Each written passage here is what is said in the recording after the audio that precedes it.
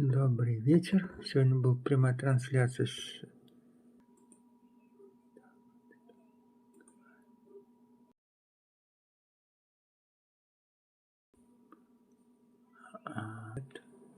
то говорит,